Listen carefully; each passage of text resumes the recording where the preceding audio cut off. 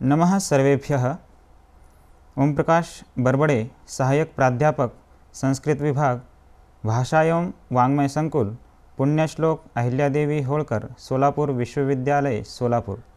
आज हम योग दर्शन के अंतर्गत योग क्या है, योग की परिभाषा एवं योग के लिए, समाधि के लिए जो उपयुक्त दूसरे पाद में अष्टांग योग जो वर्णन है उस पर आज हम चर्चा करेंगे। तो समझते हैं सर्वप्रथम योग शब्द का क्या अर्थ है। तो पाणिनीय व्याकरण के अनुसार देखें तो योग शब्द जो है दो धातुओं से बनता है, निष्पन्न होता है। युज समाधौ युजिर योगे। तो इन दोनों का अर्थ एक प्रकार से देखें तो युज समाधौ समाधि में प्रयुक्त होता है, या युजिर योगे, योग कहते हैं जुड़ना। ठीक है, तो जुड़ना किससे जुड़ना, तो परमेश्वर से, आत्मा एवं परमेश्वर का जो मिलन है उसके परमेश्वर के गुणों का चिंतन करना आदि जो है वो योग शब्द के अंतर्गत आ जाता है। तो पतंजलि के अनुसार यदि देखें योग दर्शन में तो वे लिखते हैं कि योगश्चित्तवृत्ति निरोधः। योग क्या है, हमारे चित्त में जो है अनेक प्रकार की वृत्तियों का उत्पन्न होना चलता रहता है। तो उन वृत्तियों को एक जगह पर स्थिर करना, ठीक है, चित्तवृत्ति निरोधः। ठीक है, निरोध अर्थात रोकना। तो जो हमारे चित्त में उत्पन्न हो रही वृत्तियां हैं उन वृत्तियों को रोकना ही योग कहलाता है। तो वो वृत्तियां कितनी हैं, तो वृत्तयः पंचतयः क्लिष्टाः क्लिष्टाः। क्लिष्ट और अक्लिष्ट, ये 5 प्रकार की वृत्तियां जो है हमारे चित्त में उत्पन्न होती रहती है और स्थिर होती रहती है। तो इन चित्त वृत्तियों को रोकना ही योग बतलाया है महर्षि पतंजलि जी ने। तो इन चित्त में जो अनेक प्रकार की वृत्तियां हैं, ठीक है, जैसे चित्त की 5 भूमियां बताई गई है, तो उन 5 भूमियों में जो है एकाग्र जो अवस्था है वह योग के लिए उपयुक्त बताई गई है। एकाग्र के बाद आती है निरुद्ध। निरुद्ध अवस्था ऊपर की होगी। तो सबसे पहले यदि हम योग को करना है तो हमारे चित्त को हमें रोकना होगा, हमारे मन को शांत करना होगा, तो वो एकाग्र अवस्था है। और उस एकाग्र अवस्था को बनाने के लिए द्वितीय पाद में जो है अष्टांग योग का वर्णन आया है। तो योग करने के लिए व समाधि प्राप्त करने के लिए ये सारे के सारे हमारे साधन हैं। तो ठीक है, तो जो 8 प्रकार के बताए हैं अंग जो है वो योग के लिए साधन के रूप में उपयुक्त होते हैं। साध्य तक पहुँचने के लिए साधन की आवश्यकता होती है। तो हम देखते हैं वो 8 कौन कौन से हैं। तो सबसे पहले है यम, नियम, आसन, प्राणायाम, प्रत्याहार, धारणा, ध्यान और अंत में समाधि। तो इन 8 योग में से भी आज जो है हम यम और नियम पर ही चर्चा करेंगे। ठीक है, तो सर्वप्रथम यम का पालन करना एक योगी के लिए बहुत ही उपयुक्त होता है। तो यम क्या है, यम कहते किसे हैं और यम के अंतर्गत क्या क्या आता है। तो पाणिनि जी महर्षि पतंजलि का सूत्र है अहिंसा सत्यास्तेय ब्रह्मचर्य परिग्रहाः यमाः। ठीक है, तो इनमें जो है यम जो है वो 5 प्रकार के बतलाए हैं। सबसे पहला है अहिंसा, दूसरा सत्य, अस्तेय, ब्रह्मचर्य, अपरिग्रह। ठीक है, तो इस प्रकार से जो है योगी को सर्वप्रथम इनका पालन करना चाहिए। ठीक है, तभी जो है वो समाधि सिद्ध हो सकती है, तभी जो है योग सिद्ध होगा। तो हम इनमें से जो है एक एक को हम समझते हैं। तो अहिंसा क्या है, तो सर्वप्रथम अहिंसा जो है कहते हैं कि किसी की हिंसा न करना। ठीक है, सूत्र के अनुसार देखिए अहिंसा प्रतिष्ठायाम तत्सन्निधौ वैरत्यागः। ठीक है, तो सामान्य रूप से यदि हम व्यवहारिक भाषा में भी देखें तो अहिंसा का अर्थ क्या होता है, न हिंसा अहिंसा। ठीक है, तो किसी की हिंसा न करना, किसी को परेशान न करना, किसी को दुख न देना ही अहिंसा कहलाता है। अब जो है अहिंसा जो है 3 प्रकार की होती है, मनसा, कर्मणा, वाचा। मन में किसी के प्रति वैर उत्पन्न करना, ठीक है, किसी का बुरा चाहना, ये भी एक अहिंसा है। ठीक है, इसलिए कहते हैं कि मनसा वाचा कर्मणा न हिंस्यात् कस्यचित्। ठीक है, मन से, वाणी से और वचन से भी किसी की हिंसा नहीं करना चाहिए। ठीक है, तो कर्म से तो हम करते हो तो अहिंसा है ही, परंतु मन से भी, मन में भी किसी का यदि हमने बुरा सोचा तो वो भी एक योगी के लिए परेशान करने युक्त है, उसका एकाग्र मन नहीं होगा। ठीक है, क्योंकि वो अपने मन में ही सोच रहा है किसी के बुरा हो जाए, या ये जो है मुझे परेशान करता है, जा करके आगे जो है इसका काम सिद्ध नहीं होगा। तो इस प्रकार का सोचना भी जो कोई है अहिंसा है। तो मनसा, वाचा, वचन से किसी को बुरा कहना, ठीक है, गाली देना आदि, ये सब अहिंसा के अंतर्गत ही आते हैं। यदि आपके कहने से किसी को दुख पहुंच रहा है तो वो अहिंसा कहलाएगी। ठीक है, तो मनसा वाचा और कर्मणा, ठीक है, कर्म तो आप समझते हैं, तो कर्म किसी को मार देना, ठीक है, हाथों से पैरों से आदि जो है किसी की हिंसा कर देना, हत्या कर देना भी एक हिंसा कहलाएगी। तो मन और वचन से और कर्म से जो है किसी को हिंसा न पहुंचाना ही अहिंसा है। तो ये कह रहे हैं कि अहिंसा प्रतिष्ठायाम तत्सन्निधो वैरत्याग। अब कहते हैं कि अहिंसा का पालन करने से क्या होगा, तो उसी में जो है आगे उसका लाभ बता रहे। अहिंसा प्रतिष्ठायाम, अहिंसा का प्रतिष्ठान करने से, अहिंसा का पालन करने से तत्सन्निधो वैरत्याग, उसके समीप जितने भी होंगे प्राणी, ठीक है, प्राणी के अंतर्गत केवल मनुष्य नहीं आएंगे, ठीक है, जीव जंतु क्षुद्र जंतु आदि सभी आते हैं। तो उन सभी से जो है क्या हो जाता है, प्रेम भावना बढ़ जाती है, वैर त्याग हो जाता है। हम किसी के प्रति वैर नहीं करते, चाहे वो प्राणी हो चाहे कोई सूक्ष्म जंतु हो। तो ये सब जो है हमें अहिंसा का एक ही लाभ मिलता है कि हमारा जो है संपूर्ण वैर का अर्थ ये हो सकते हैं कि दुश्मनी जो है हमारी नष्ट हो जाती है। तो अहिंसा का पालन करने से योगी के लिए जो है सबसे पहले प्रेम भावना उत्पन्न होती है, समर्पण भावना उत्पन्न होती है, इसलिए अहिंसा का पालन करना चाहिए। दूसरा है सत्य, ठीक है, सत्य के अंतर्गत आता है आपका सत्य प्रतिष्ठायाम क्रिया फलाश्रयत्वम। ठीक है, तो इस मनसा वाचा कर्मणा सभी में जुड़ता चला जाएगा। अहिंसा, सत्य, अस्त्य, ब्रह्मचर्य, अपरिग्रह, इन सभी में मनसा वाचा कर्मणा आपको समझना है। ठीक है, सत्य मन से भी आपको सत्य बोलना है, वचन से भी सत्य बोलना है, और कर्म में तो सत्य आचरण करना ही है। यदि आप कर्म में कुछ और कर रहे हैं, मन में कुछ और सोच रहे हैं, वचन में कुछ और हो रहा है, तो ये सत्य का पालन बिल्कुल भी नहीं होगा। तो सत्य किसे कहते हैं, जो आपके मन में है वही वचन में आना चाहिए और वही कर्म में आना चाहिए। तो वहाँ पर जो है वो सत्य प्रतिष्ठा कहलाएगी, सत्य का पालन कहलाएगा। ठीक है, जैसे एक उदाहरण के तौर पर यदि आप देखें, किसी ने पूछा कि यहाँ से कोई काली गाय गई क्या, तो आपने मन में, आपको तो पता है कि गई है, परंतु आपने ऊपर क्या कह दिया, नहीं गई, तो ये तो असत्य है ही। ठीक है, ये सत्य नहीं है, परंतु मन में सत्य है, मन में पता है आपको कि गई है, परंतु आप कर्म में, वचन में क्या कह रहे हैं, झूठ बोल रहे हैं, तो ये आपका संपूर्ण सत्य नहीं होगा। ठीक है, इसलिए सत्य प्रतिष्ठायाम, सत्य का पालन करने से लाभ क्या होगा, तो कह रहे हैं कि क्रिया फलाश्रयत्वम। ठीक है, क्रिया फलाश्रयत्वम, क्रिया के फल का आश्रय हो जाता है, क्रिया के फल का लाभ आपको मिल जाता है। जैसे कोई योगी हमेशा, ठीक है, निरंतर सत्य का यदि पालन करता है, तो वह योगी यदि जो भी क्रिया करेगा उस क्रिया का फल जो है उसको जल्दी ही प्राप्त हो जाता है। ये सत्य का सबसे बड़ा लाभ है। ठीक है, और दूसरा लाभ यदि हम देखें योग दर्शन के अनुसार कि जो सत्य का पालन करता है योगी, और वह जो उच्चरित कर देता है शब्द या किसी को आशीर्वाद यदि दे दे, तो आशीर्वाद भी उसका फलित हो जाता है। ठीक है, जैसे पूर्वकालीन में महर्षि ऋषि जो आशीर्वाद दिया करते थे, तो उससे जो है वो उनकी जो क्रिया है वो फलित होती थी, क्योंकि उस समय जो है वो सत्य का पालन बड़ी निष्ठा से किया करते थे। ठीक है, मन से, वचन से, कर्म से।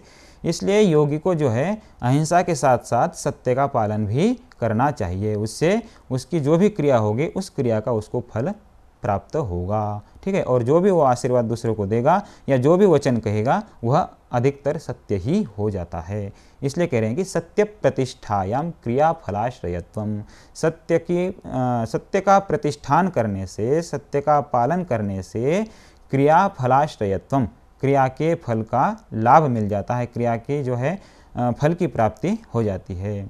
तीसरा है अस्तेय। ठीक है, अहिंसा, सत्य, अस्तेय। अस्तेय का अर्थ होता है चोरी न करना। ठीक है, स्तेय अर्थात चोरी करना और अस्तेय अर्थात चोरी न करना। तो एक योगी के लिए चोरी न करना भी सबसे बड़ा लाभ है। ठीक है, तो अस्तेय यहाँ पर भी आपको मनसा वाचा कर्मणा ही लेना होगा।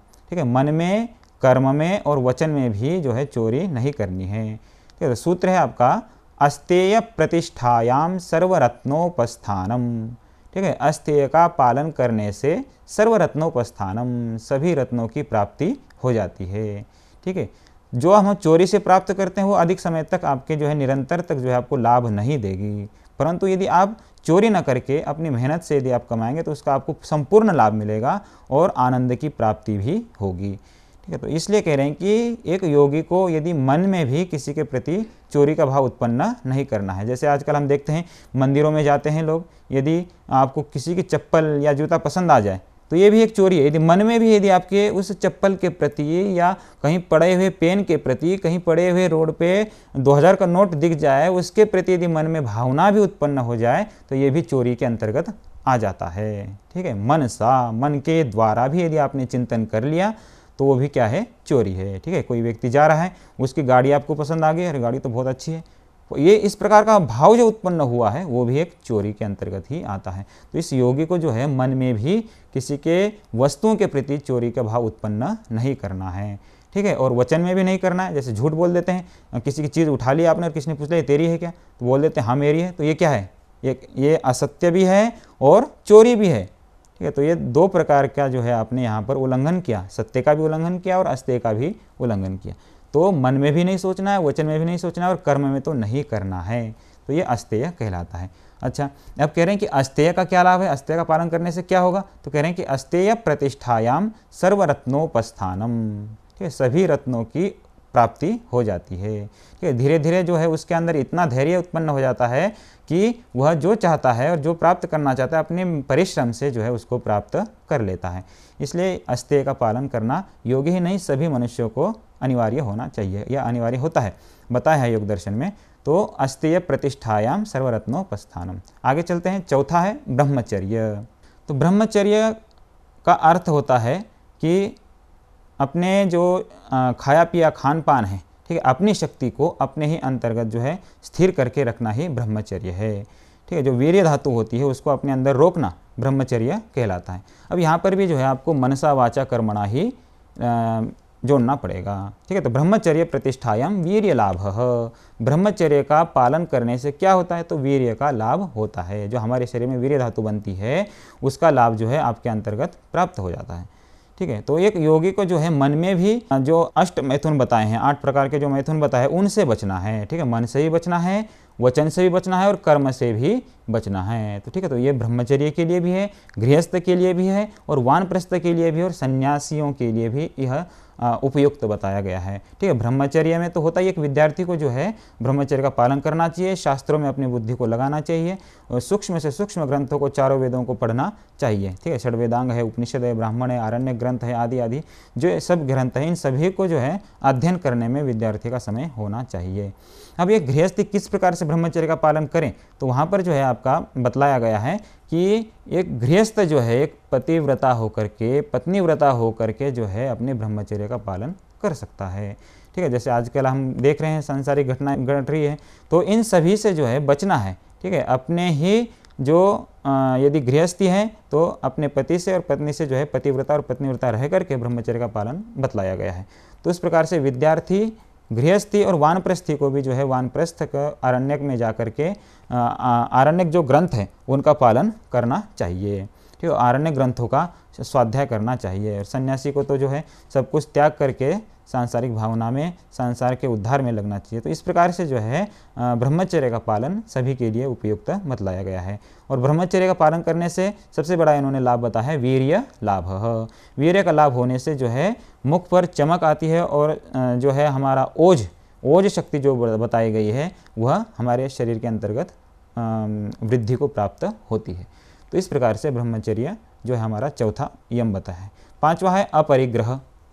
ठीक है, तो अपरिग्रह है अपरिग्रह स्थैर्य जन्म कथांथ संबोध। ठीक है, तो अपरिग्रह कहते किसे हैं, अब सबसे पहले हम समझते हैं अपरिग्रह का क्या अर्थ है। तो ये परिग्रह होता है परितः संग्रहणम परिग्रहम। ठीक है, जितनी आवश्यकता है उससे अधिक जो हम वस्तुओं को इकट्ठा करते हैं वो परिग्रह कहलाता है।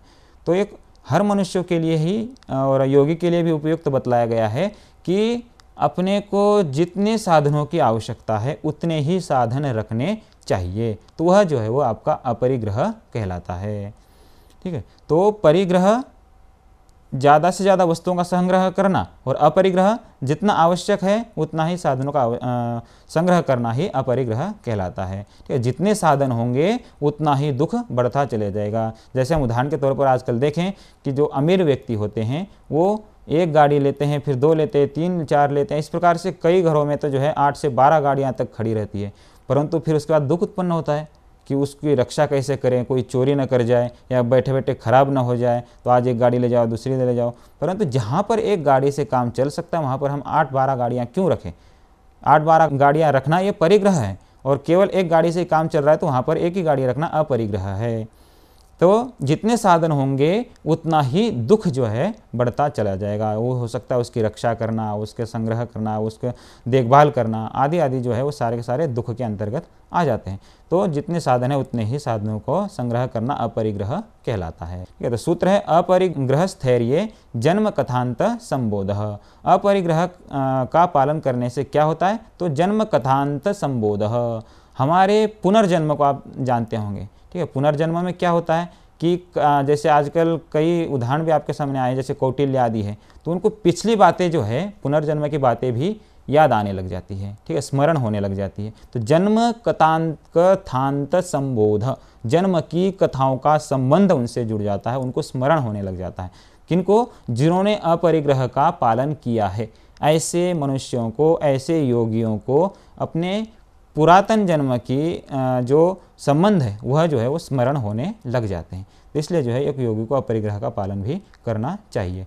तो ये हमने जो है 5 प्रकार के यमों के विषय में चर्चा की कि एक मनुष्य को या एक व्यक्ति को या एक योगी को यदि समाधि तक पहुंचना है तो ये उसकी पहली सीढ़ी है। उसको इन यमों का पालन करना ही पड़ेगा। अहिंसा, सत्य, अस्तेय, ब्रह्मचर्य और अपरिग्रह। तो इन 5 प्रकार के यमों का पालन करेंगे तब जो है वो अगली सीढ़ी आएगी आपके नियम बोल करके, यम और नियम।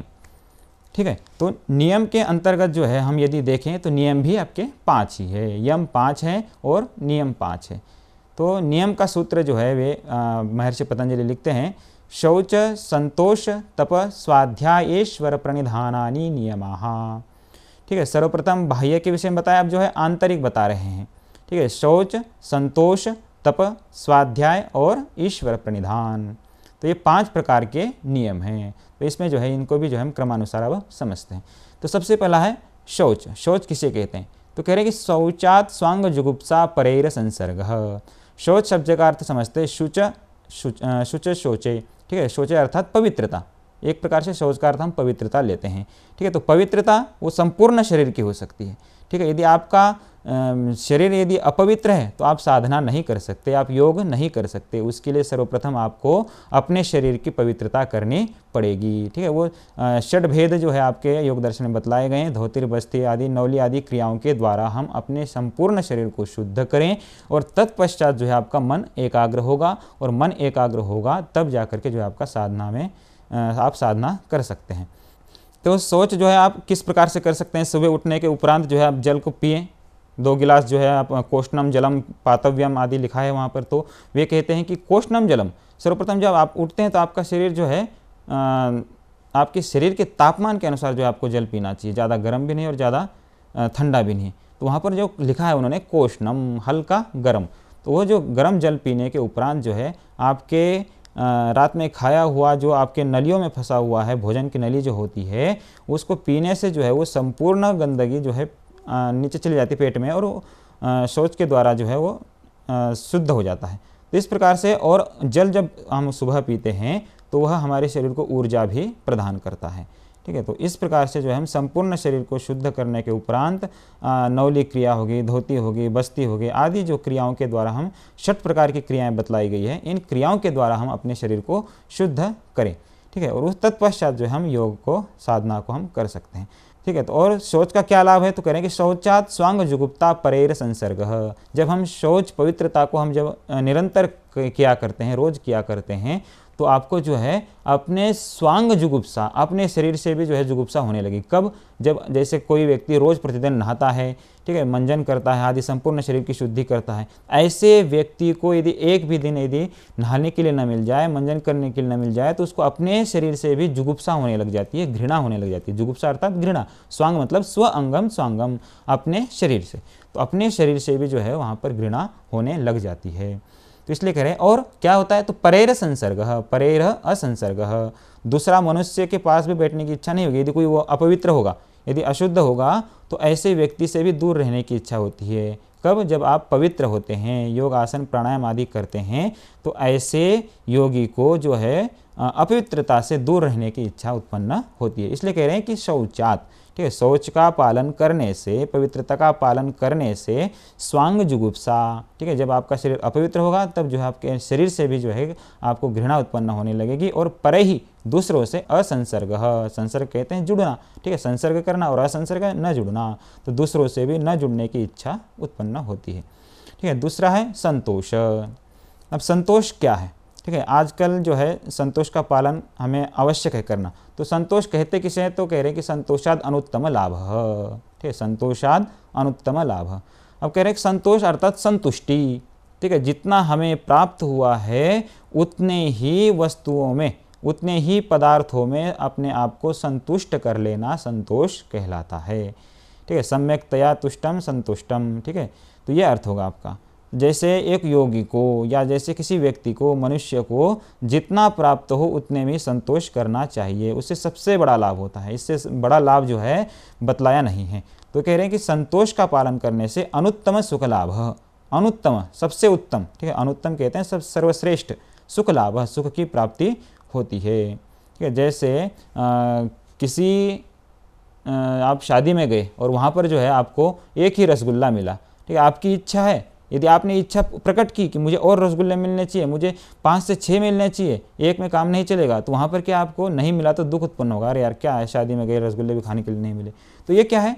तो ये आपको जो दुख उत्पन्न हो रहा है, मैं रसगुल्ले खाने के उद्देश्य से केवल वहाँ गया था, ये क्या है? आपके अंदर दुख प्राप्ति करने का, उत्पन्न करने का एक साधन है। परंतु यदि आपको एक ही रसगुल्ला मिला, चलो एक रसगुल्ला मिला, उतने में मैं आपको अपने आप को शांत कर लेता हूँ, तो वो जो है अपने आप में एक सुख की प्राप्ति होगी। इसलिए कह रहे हैं कि संतोष का पालन भी जो है एक योगी को करना चाहिए। ठीक है, उससे क्या होगा? दुख उत्पन्न नहीं होगा, अनुत्तम सुख लाभ, बहुत ही ज़्यादा सुख की प्राप्ति होती है।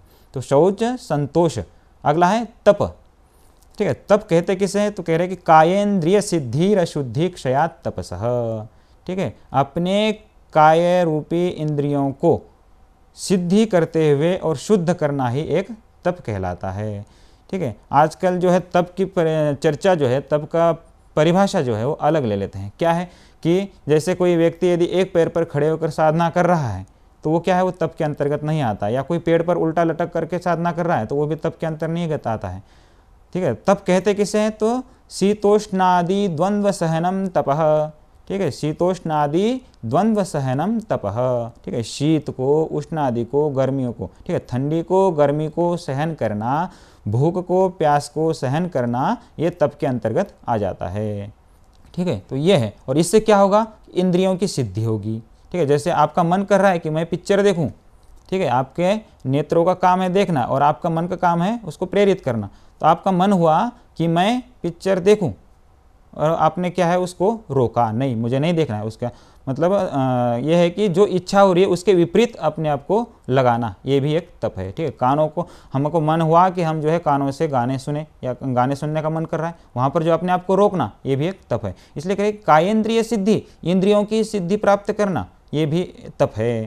ठीक है, और उससे क्या होगा? शुद्धि क्षयात तपसः, हमारे शरीर की शुद्धि होती है। तो इस प्रकार से अपने इंद्रियों को विषयों में प्रेरित न करना, ठीक है, विषयों से हटा लेना ही तप है। और ये साधन में और इस योग करने में सबसे बड़ा उपयोग है, किसका? तप का। ठीक है, इसलिए कह रहे कायेन्द्रिय सिद्धि ही, कायेन्द्रियों की सिद्धि होती है तपस्या करने से। ठीक है, और अशुद्धि क्षयात तपसः, और अशुद्धि का नाश हो जाता है हमारे शरीर से। जैसे आपने भोजन किया है और यदि आप एक दिन उपवास रख लेंगे, भोजन बिल्कुल नहीं करेंगे, तो उससे क्या होगा? हमारा शरीर जो है अपने अंदर की जो गंदगी है उसको नष्ट कर देगा। ठीक है, तो इसलिए कह रहे कि अशुद्धि क्षयात, हमारे अशुद्धि जो है उसका क्षय हो जाता है, नाश हो जाता है, और हमारी इंद्रियां जो है वो सिद्ध हो जाती है। ठीक है, तो ये सबसे बड़ा तप का लाभ है। सबसे पहला तप का लाभ क्या है कि कायेन्द्रिय सिद्धि, हमारी इंद्रियों की सिद्धि हो जाती है, हमारी इंद्रियां जो विषयों में ज़्यादा प्रेरित नहीं होती है। और दूसरा क्या लाभ है? अशुद्धि क्षय, हमारी जो अपवित्रता है वह नष्ट हो जाती है। तो इसलिए जो है एक योगी को तप का पालन करना चाहिए, या मनुष्यों को भी तप का पालन करना चाहिए। ये इच्छा हुई या उस इच्छा को रोकना ही तप है। ठीक है, आगे चलते हैं स्वाध्याय। अगला है स्वाध्याय। स्वाध्याय कहते किसे हैं? तो कह रहे हैं कि स्वस्य अध्यायः स्वाध्यायः, एक योगी को केवल पुस्तक पढ़ना ही स्वाध्याय नहीं है, अपने शरीर पर चिंतन करना, आत्मा परमात्मा पर चिंतन करना भी एक स्वाध्याय के अंतर्गत आता है। स्वस्य अध्याय स्वाध्याय, ठीक है। उसका लाभ क्या है, तो कह रहे कि स्वाध्यायात इष्ट देवता संप्रयोग, ठीक है। स्वाध्याय करने से इष्ट देवता की प्राप्ति होती है। अब समझते हैं हम स्वाध्याय को, जैसे उनके अर्थ के अनुसार, भाष्य के अनुसार, ठीक है। तो स्वाध्याय कहते हैं कि परमेश्वरादि ग्रंथानाम, ठीक है, वेदादि ग्रंथानाम अध्ययनम स्वाध्याय। ये तो एक सामान्य परिचर्चा होगी कि जो ईश्वर को प्राप्त कराने वाले ग्रंथ है, जैसे वेद हैं, उपनिषद है, आरण्यक है, ब्राह्मण ग्रंथ आदि जो है, इनमें जो बतलाया गया है उन ग्रंथों का स्वाध्याय करना और अपने शरीर पर चिंतन करना। मैं यह शरीर नहीं हूँ, यह शरीर क्या है, हमारा नष्ट होने वाला है। मैं क्या हूँ, मैं आत्मा हूँ। आत्मा कैसी है, अमर है, आत्मा कभी मरती नहीं है, ठीक है। गीता में बताया, नैनम छिन्दन्ति शस्त्राणि नैनम दहति पावकः न चैनम क्लेदयन्त्यापो न शोषयति मारुतः। तो क्या कहते हैं वहाँ पर श्री कृष्ण जी, वहाँ भी यही कहते हैं कि हमारी जो आत्मा है उसको ना ही कोई काट सकता है, ना ही वायु सुखा सकती है, ना ही पानी गीला कर सकता है या अग्नि जला सकती है।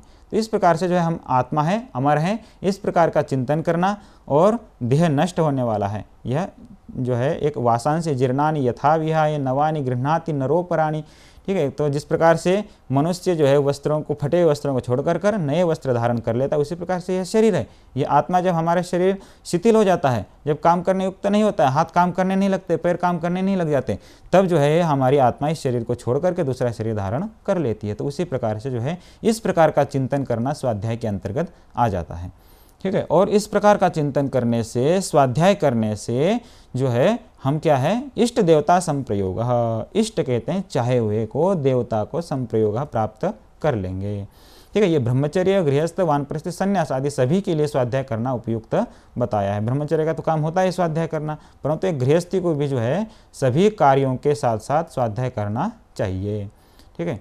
तो ये हो गया आपका स्वाध्यायात इष्ट देवता संप्रयोग। स्वाध्याय करने से आपके जो इच्छित देवता हैं, या आप जिसके लिए प्रार्थना कर रहे हैं, जिसको प्राप्त करना चाहते हैं, वो आपके प्राप्त हो जाते हैं। अब पांचवा नियम है जो है ईश्वर प्रणिधान, ठीक है। जब आप योग करते हैं, ये साधना करते हैं, तो समर्पण भाव रखना ही ईश्वर प्रणिधान कहलाएगा। जैसे लिखते हैं, समाधि ईश्वर प्रणिधानात्। समाधि कब लगेगी, ईश्वर प्रणिधान करने से, ठीक है। ये केवल इतना आसान नहीं है कि समाधि को हर कोई प्राप्त कर लेगा। आप यम कर सकते हैं, नियम कर सकते हैं, आसन प्राणायाम आदि सभी कर सकते हैं, परंतु ये समर्पण भाव रखना जो है वो सभी कठिन काम है, ठीक है। मतलब बड़े कठिनता से प्राप्त होने वाला है।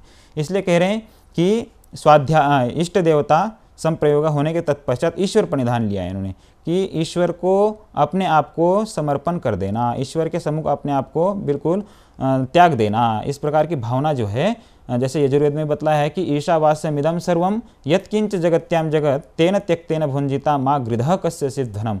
तो वहाँ क्या कह रहे हैं कि ईशावास्यमिदं सर्वम, यह सब कुछ परमेश्वर ने बनाया है, यह सब कुछ ईश्वर ने बनाया है, ठीक है। इस प्रकार की भावना ईश्वर प्रणिधान कहलाएगा कि यह सब कुछ ईश्वर ने बनाया है और मेरा कुछ भी नहीं है। क्यों, क्योंकि जब मैं आया था तो हाथों की मुट्ठी बंद करके आया था, जब जाऊंगा हाथ खुले छोड़ के जाऊंगा। तो यहाँ इस संसार से मैं केवल कर्म के साथ जाऊंगा, बाकी सब यहाँ के यहाँ धरा रह जाएगा। इस प्रकार की भावना जो हमें उत्पन्न करनी है। और तेन त्यक्तेन भुंजिता, यह मेरा नहीं है तो मैं इसके साथ क्यों जुड़ूँ ज़्यादा, ठीक है। क्यों, क्योंकि एक ना एक दिन छूटनी है, इसलिए त्याग भावना से जीना, ठीक है। तेन त्यक्तेन भुंजिता माँ गृधः कस्यचित् धनम, किसी के धन पर हमें लालच नहीं करना चाहिए। तो इस प्रकार की भावना करना, यह सब कुछ ईश्वर का है, ईश्वर ने हमें दिया है, यह शरीर भी ईश्वर ने दिया है और ईश्वर ही हमारा पालन कर रहा है और ईश्वर ही हमारा हर्ता भी है। इस प्रकार की भावना रखना ही जो है वो समाधि की प्राप्ति के लिए उपयुक्त है। समाधि सिद्धि ही, समाधि की सिद्धि होती है किससे, ईश्वर प्रणिधानात्, ईश्वर के सम्मुख प्रणिधान करने से, समर्पण भाव रखने से समाधि की सिद्धि होती है। तो ये हमने जो है एक योग को सिद्ध करने के लिए, समाधि तक पहुंचने के लिए जो दो अंग थे, यम और नियम, उस विषय में हमने चर्चा की, ठीक है। तो आगे जो है हम अगले सत्र में आसन प्राणायाम आदि पर हम चर्चा करेंगे, ठीक है। तो मैं अपने वाणी को यहीं पर विराम देता हूँ। धन्यवाद।